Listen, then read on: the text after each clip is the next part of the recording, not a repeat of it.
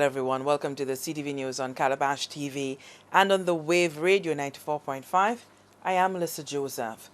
The main opposition United Workers' Party has taken the Labour administration to task over policies it says are bringing suffering to the people of St. Lucia.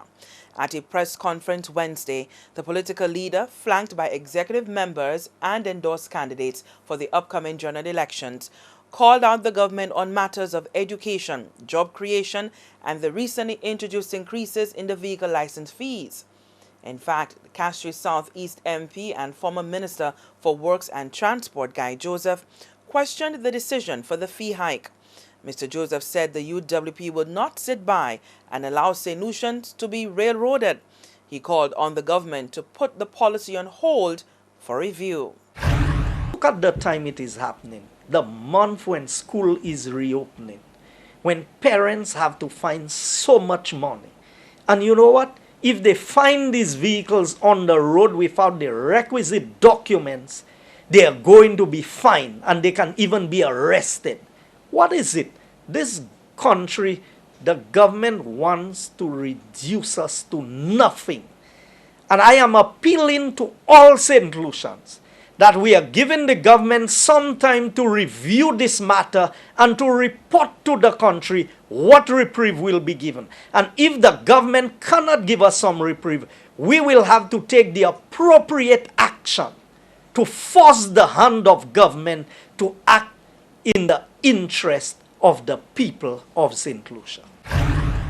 Meantime, the political leader silenced the room as he got emotional, recounting his interaction with a mother from Bruceville, VA4. Alan Chasney said he is becoming increasingly aware of the fatigue and distrust St. Lucians have for politicians.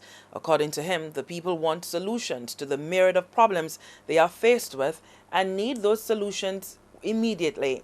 Mr. Chasney told the conference that during a visit to Bruceville, he met a mother of 4 who for 15 minutes sobbed uncontrollably on his shoulder, overwhelmed by her burdens. She said, I have 4 children. I have 2 children in primary school. I have 2 children in secondary school. She said, Mr. Chasney, I don't have the money to send all of them to school. So I am now facing the reality that I have to only send 2.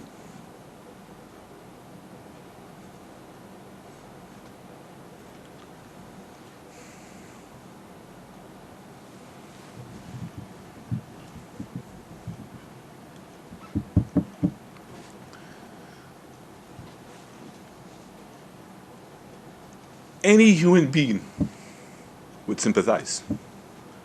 How can anyone in our country be asked to make that kind of decision?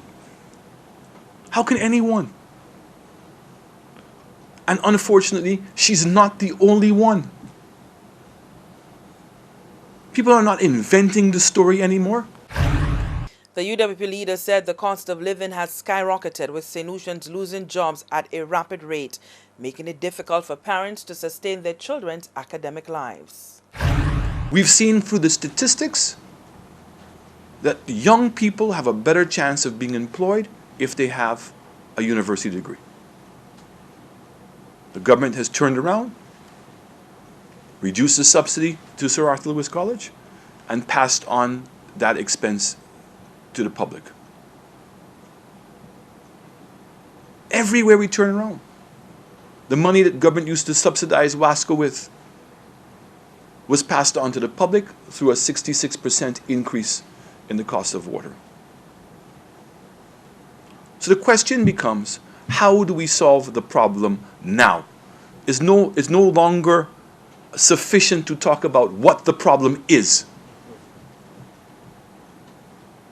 And we are demanding that this government immediately increase the subsidy for transportation and increase the school feeding program. Because if they do not do that, you're going to see a dramatic drop in attendance in school. UWP leader there, Alan Chasney. Now, still on education matters, the UWP's endorsed candidate for ancillary canneries raised concern about the accessibility of early childhood education.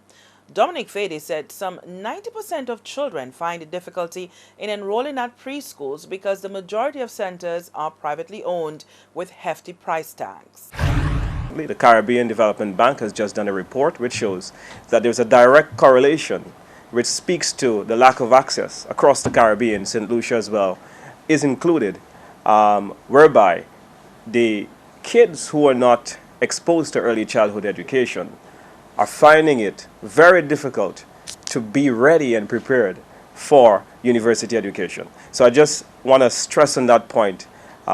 It's not a headline-grabbing issue, but it's a very, very big problem. Our kids are starting school too late, and the more of them we can have to go to school more on time, I think now this requires a very broad discussion on bringing the civil society, bringing the private sector. This has got to be trumpeted a lot more than we have been making it. And I think that our kids have been facing a tremendous disservice on this particular matter. Mr. Fede pointed to the loss of service under the Roving Caregivers program that assisted vulnerable families with early childhood education. And I'm calling on the government for us to have a national conversation. We are willing to be part of this discussion, bringing all the various parties concerned so that we can sit and address this problem once and for all. It is a developmental problem. It affects our kids' ability to be educated. It affects our entire economy, and it is perhaps one of our biggest social problems that exist in our country. The UWP endorsed candidate for Ancillary Canneries, Dominic Fede, there.